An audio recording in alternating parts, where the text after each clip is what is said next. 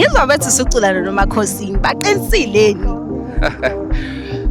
Yeah, they're quite right. I do have a song engimele iphume noMakhosini titled Inhlonipho.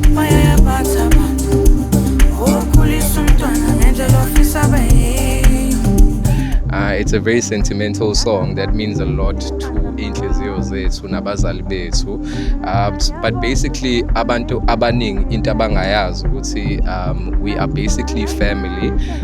Kuma studio sessions esisuke sindawonye, even when we're having a good time esisuke sindawonye.